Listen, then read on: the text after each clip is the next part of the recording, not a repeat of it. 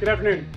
I'm Jamie, retired Air Force JTAC, substance abuse counselor, suicide interventionist, and county commissioner on the Veterans Advisory Commission. This video is the last video, part 3 in my 3-part little series of what I learned from isolation. Isolation over the last 3.5 months from all media, social media, talk radio, news, and pretty much every outside source that I had realized had been sort of changing my attitude and really making me kind of a really cynical, kind of overall nasty person. So the first video I did was what I learned about myself. That was some of the things that I learned about myself. The second video was on what I learned about the world around me, what I learned about society as a whole, as far as I can tell, my perspective. And then this video is going to be what my plans are for the future, because they've changed. My perspective has changed. A lot of things have changed in my life, and just during those short 3.5 months. And the first thing that I learned, the first thing that I had altered or changed a little bit is my future personally. Like, what am I going to be doing personally? And that's going to be, excuse me, taking a lot more time for myself personally, finding more joy in throughout the world with myself and relationships. Really rebuild some of those personal relationships and find joy in that and find joy in things that I enjoy, because over the past few years I found myself being a workaholic. I realized that's a god damn it, fuck, 13, 17, 18, 19, and 20. And when all you do is work, it's also a good way to avoid things, you know, and especially if you're being recognized and awarded for your work. And because of the things that you're producing and because of your success, it's almost like I'm being rewarded and recognized for avoidance, you know, and that's a corrupt way to live. I realize that, and like I said, I'm just going to be definitely taking more time for myself. Now, professionally, of course, and that's my, and then I segue into talking about being work and then professionally. So professionally, I started a new company called Ready Front. It is a community development consulting group. And what do I know about development? Well, as of 2 months ago, nothing. I knew nothing about it. Today, I not only obtained a certificate in project management, I also was able to get Ready Front certified in the National Planning Association, and then also put my ideas down on paper and made a couple presentations. And with those presentations, I presented them to the people who I believed would be the ones that could help me bring these things to life. And actually, we're in the process right now of bringing one to life.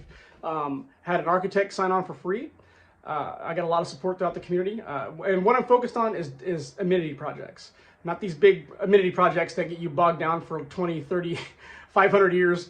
But I have a couple of amenity project ideas that I would like to see get finished by this summer.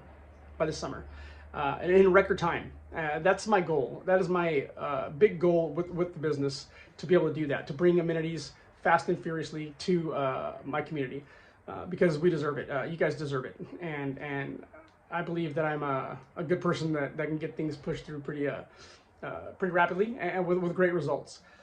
And with that, like I said, I was changed up some goals and some plans for the future. I plan on capitalizing on the first development and bringing a couple other developments throughout the community as well. My intent behind that is because Tracy has had a reputation as being the city of no. The city of no meaning it takes forever to get things done here. A lot of times we argue more about the what ifs and imaginary outcomes without ever seeing what the outcome is going to be. So I think we've missed a lot of opportunities, and I would like to rebrand the city as the city of opportunity, where we could be a bastion for entrepreneurship, where we could bring in more business. And I'm documenting the process and how long it's going to take me to go from idea to finished product in the city. All the processes, all the people, all the channels, the planning, all the commissions that I have to go through to go from A to Z, and what that process looks like. So I'm documenting that entire process. And like I said, my ultimate goal is to have that up and running the amenity project that I would want to push through. I'm not gonna spill the beans yet, but hopefully by this summer. That's gonna be near impossible to do, but I believe we can do it. And then, like I said, hopefully our city will get rebranded. We'll get a better reputation as far as being the city of no to the city of hell yeah. You know, bring it, develop, create jobs, create opportunities. I believe that we have a great community, and we just need to be unleashed.